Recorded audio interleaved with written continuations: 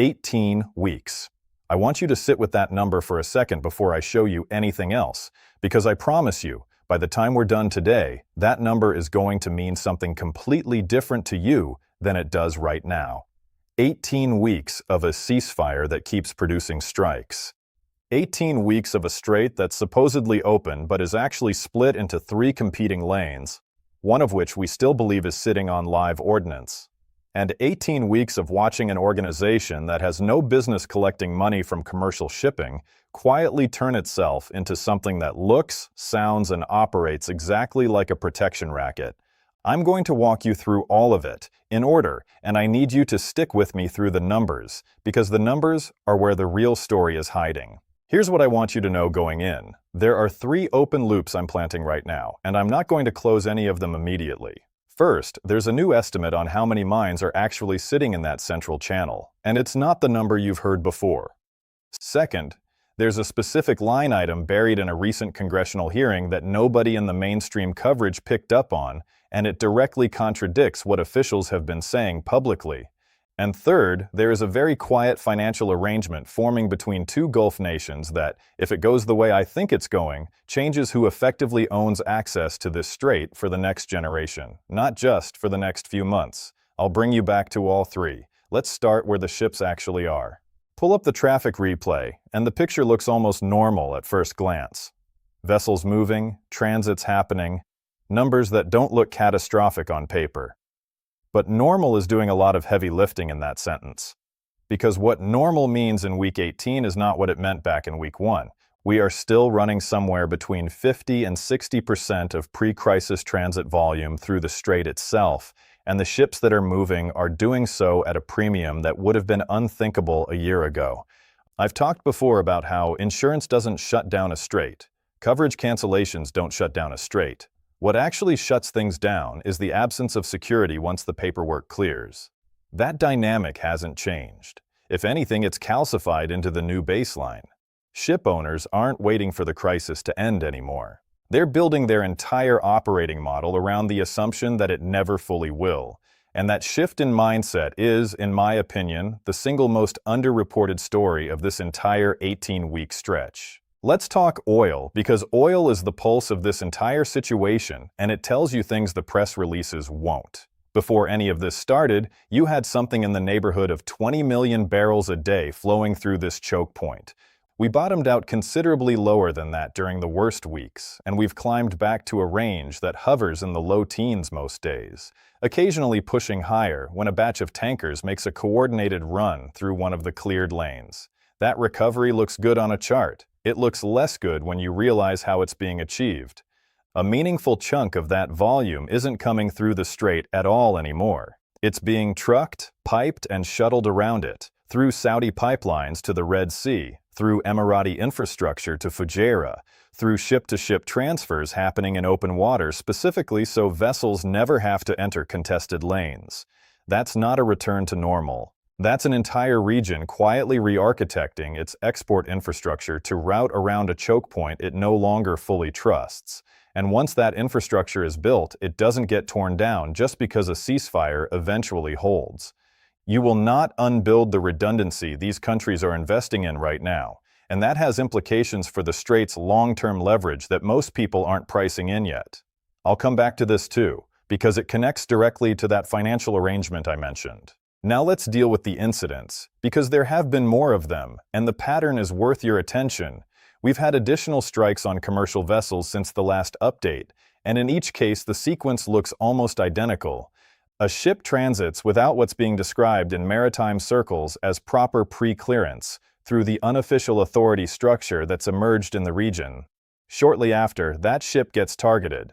No one officially claims responsibility in a way that would trigger a formal escalation, but everyone in the industry understands exactly what happened and exactly why. This is not random violence. This is enforcement. And enforcement implies a system, a set of rules and consequences for non-compliance, which is a very different thing than a chaotic war zone where anything can happen to anyone at any time. What we're actually witnessing is the emergence of a shadow regulatory body that operates through intimidation instead of law. And once you see it that way, a lot of the confusing incidents over these past several weeks stop being confusing at all.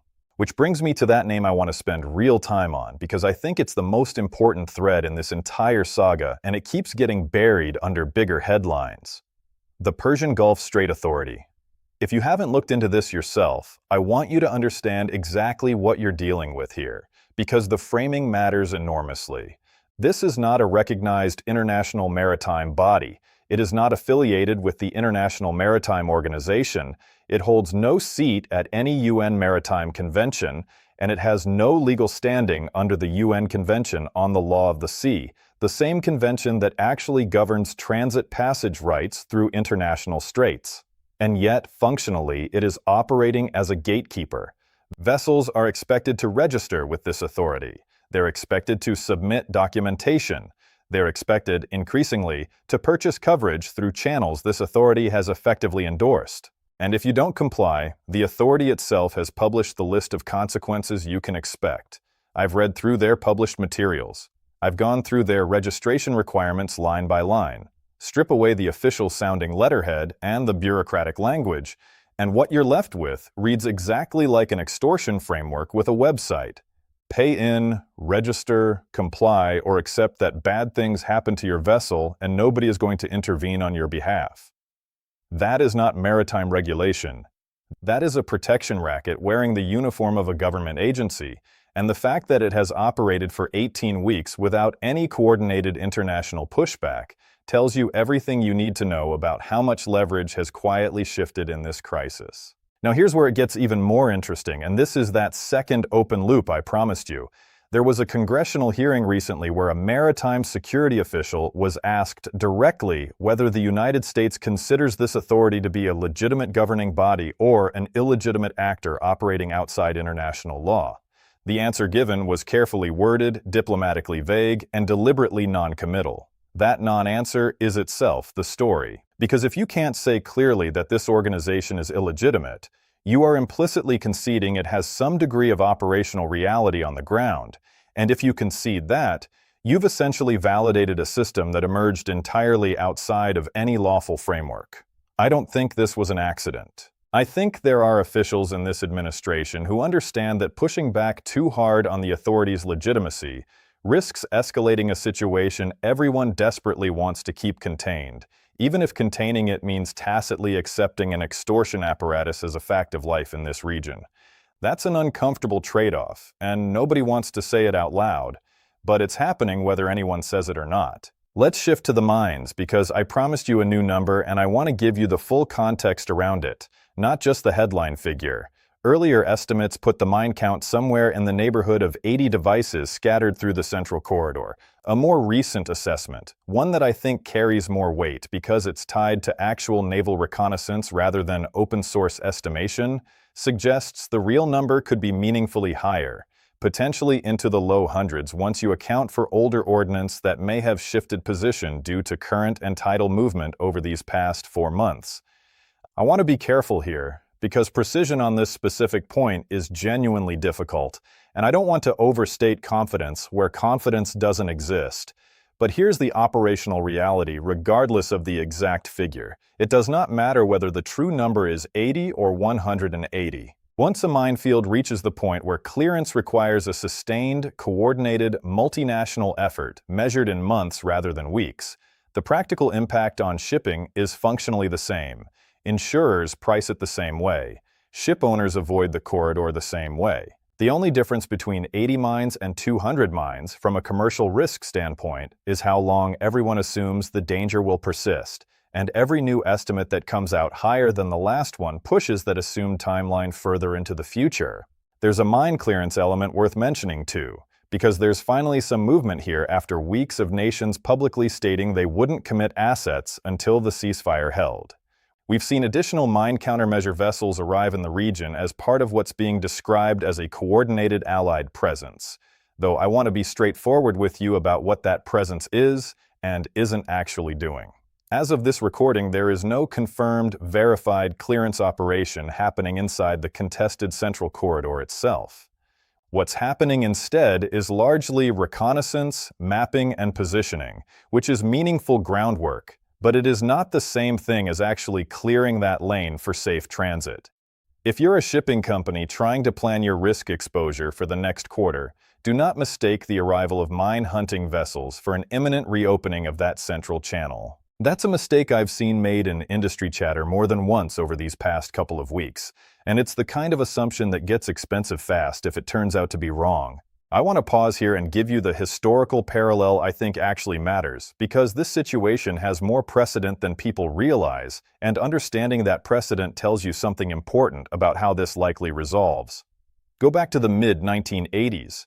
During what's remembered as the Tanker War, the maritime phase of the Iran-Iraq conflict.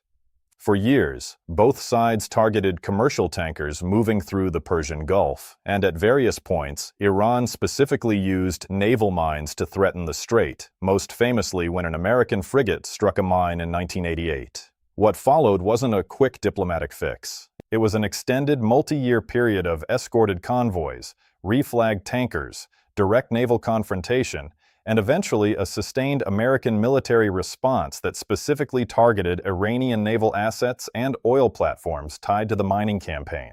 The strait didn't return to genuinely normal operating conditions because of a signed piece of paper.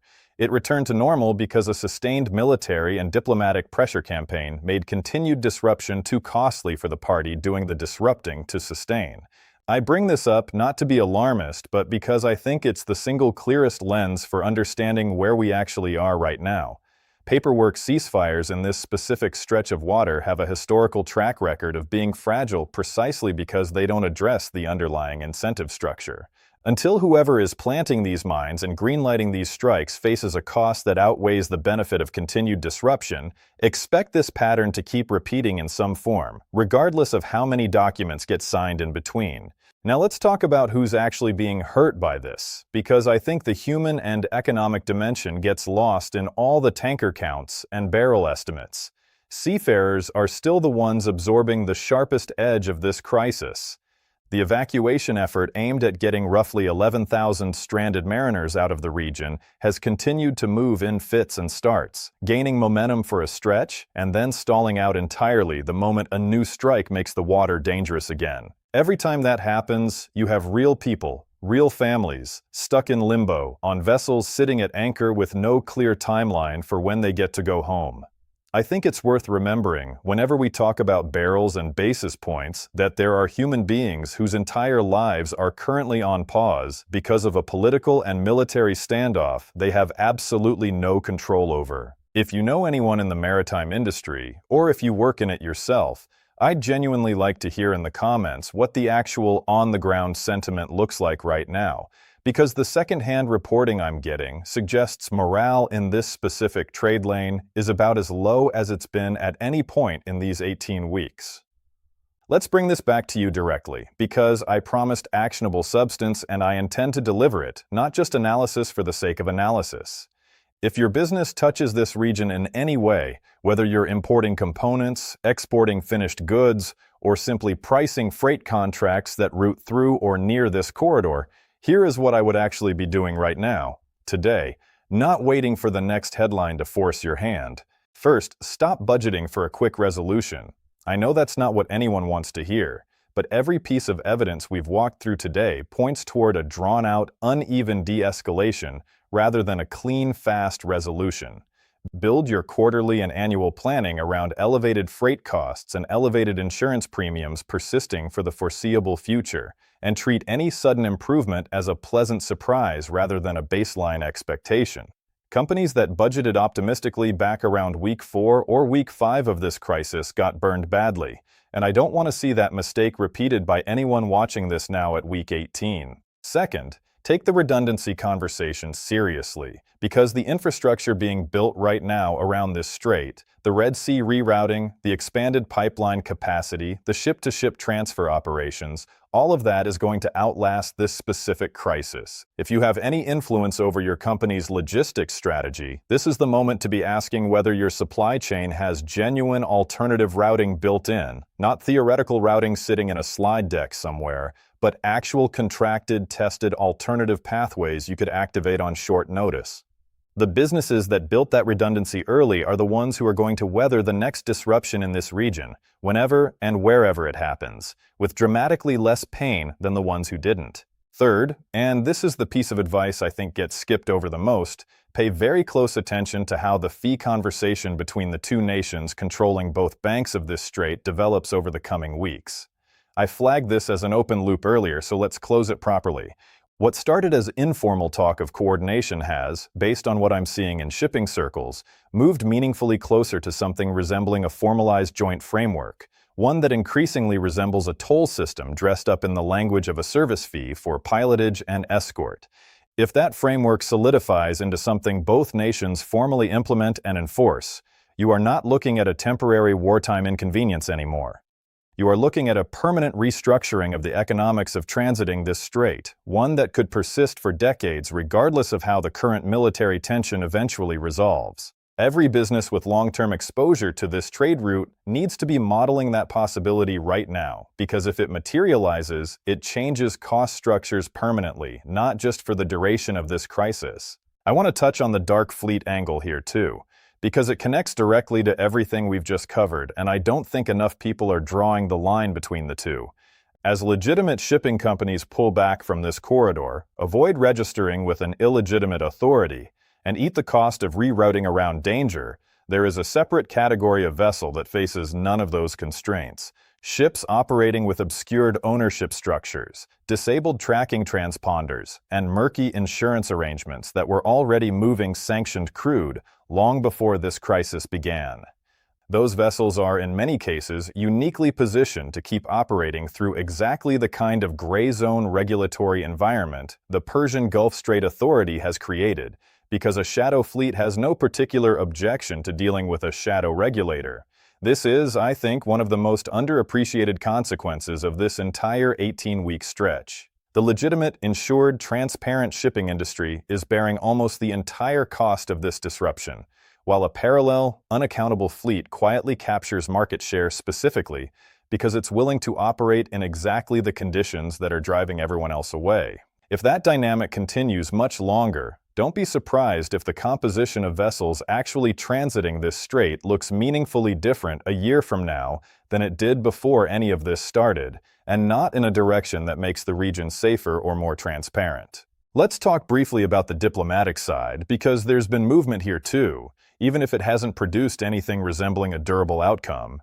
There have been additional rounds of engagement between American officials and Gulf state leadership aimed at reassuring allies that the broader agreement still holds, even as individual strikes seem to directly contradict that framing every couple of weeks. I understand the diplomatic logic here.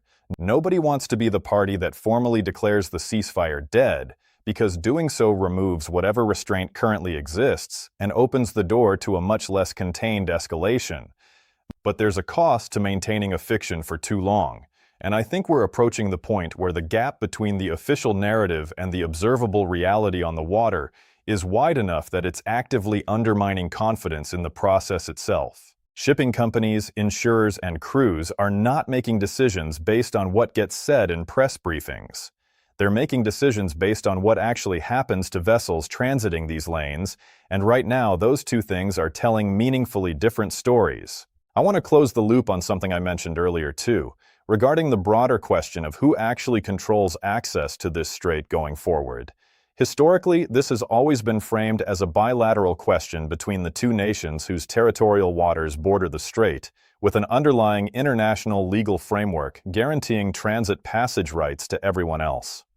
What we're witnessing now is a slow, deliberate erosion of that framework, replaced piece by piece with an informal, locally enforced system that answers to neither international law nor any multinational body with actual enforcement power. If that trajectory continues unchecked for another 18 weeks, you're not looking at a temporary crisis that eventually resolves back to the previous status quo. You're looking at a fundamentally different governance model for one of the most strategically important waterways on the planet, one built entirely around leverage, intimidation, and informal fee structures rather than established maritime law.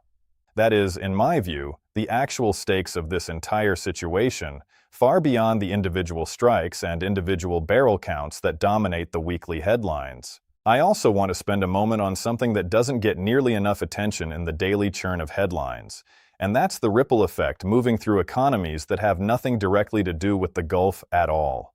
Every extra day a container sits waiting for a safer window to transit, every extra dollar added to a war risk premium, every extra week a mariner spends stuck at anchor instead of earning wages and getting home, all of that eventually shows up somewhere down the chain. It shows up in the cost of goods, sitting on shelves thousands of miles from this strait. It shows up in delayed manufacturing schedules for companies that never thought of themselves as exposed to Middle East shipping risk in the first place. And it shows up in insurance markets that quietly raise baseline rates across entire regions, not just the specific lanes under direct threat, because underwriters have learned over these past 18 weeks that regional spillover is the rule here, not the exception. If you've been telling yourself that this is someone else's problem because your supply chain doesn't technically route through the Gulf, I would gently push back on that assumption, because the financial and insurance contagion from a crisis like this rarely respects the tidy boundaries we like to draw on a map. There's one more piece of this puzzle I think deserves real attention before I wrap this up, and it's the question of what happens at the ports on either end of this bottleneck, because a strait doesn't operate in isolation from the terminals feeding into it. When transit volume drops the way it has, you'd expect port congestion to ease up correspondingly, but that's not entirely what we're seeing. Instead, we're watching a strange bifurcation where certain terminals sit relatively quiet, starved of the traffic they used to handle, while others further from the immediate danger zone are absorbing a backlog of vessels that rerouted rather than risk the strait entirely. That backlog creates its own cascading delays because a port built to handle a certain throughput doesn't magically expand its crane capacity or its berthing space just because ships showed up somewhere unexpected. I've seen reports of waiting times at some of these alternative terminals stretching well beyond what would have been considered acceptable 18 months ago, and that delay gets baked into delivery schedules for everything from consumer electronics to industrial components, often without anyone downstream fully understanding why their shipment is late.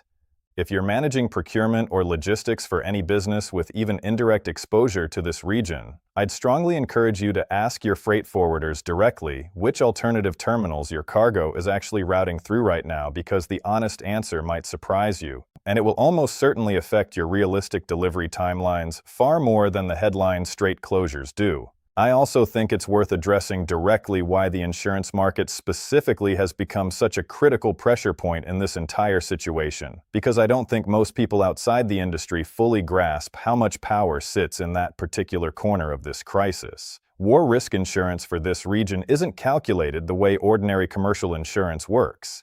It's reassessed on rolling short-term windows, sometimes as short as 7 days, which means every single incident, every strike, every mine discovery, every diplomatic wobble gets repriced almost immediately into the cost of moving a vessel through these waters. That's part of why you saw those extraordinary spikes in tanker booking rates I mentioned earlier, rates that at their peak reached multiples of the normal benchmark. Insurers aren't being punitive for the sake of it. They're pricing genuine uncertainty in an environment where the rules can change from one week to the next, sometimes literally overnight. And here's the part that I think matters most for anyone trying to forecast where this goes from here. Insurance markets are historically slow to bring rates back down even after the underlying risk genuinely decreases, because underwriters have long memories and even longer risk aversion. Even in a scenario where this crisis meaningfully de-escalates over the coming months, don't expect war risk premiums in this corridor to snap back to pre-crisis levels anytime soon. That lag between actual risk and priced risk could easily persist for a year or more after the shooting stops, and that lag alone is going to keep costs elevated for everyone touching this trade lane long after the headlines have moved on to the next crisis. So where does that leave us 18 weeks in? The honest, unglamorous answer is that we are in a holding pattern that increasingly looks like it's becoming the permanent operating environment for this region, rather than a temporary disruption waiting to be resolved. Ships are moving, but at a fraction of previous volume and at costs that would have seemed absurd a year ago. An unrecognized authority is collecting fees and issuing threats with functional impunity. A minefield of uncertain but likely growing size sits at the heart of the most direct route through the strait. and two nations are quietly building the financial architecture to formalize control over a waterway that international law says should belong to no one and everyone at the same time. I don't say any of this to alarm you unnecessarily. I say it because I think clarity, even uncomfortable clarity, is more useful to you than false reassurance. If you're running a business that touches this region, plan for persistence, not resolution. If you're simply trying to understand what's happening in the world right now, understand that this is not a story about one dramatic crisis with a clean ending. It's a story about how quickly an emergency measure, left unresolved long enough, starts calcifying into a permanent new set of rules that nobody actually voted for, and nobody can point to a specific moment when it became official. That's the pattern history keeps showing us in choke points like this one. And 18 weeks in, I don't see convincing evidence that this particular chapter is going to break that pattern. I want to hear from you directly on this one. If you work in this industry, if you've got exposure to this trade lane, or if you've just been following along week after week, tell me down in the comments what you think the actual breaking point looks like here. What does it take, in your view, for this to genuinely resolve, rather than just quietly become the new normal everyone learns to live with? I read every single response, and honestly, some of the sharpest insight I get on this entire situation comes directly from people watching it unfold from inside the industry rather than from official channels. Let's keep tracking this together, week by week, for as long as it takes.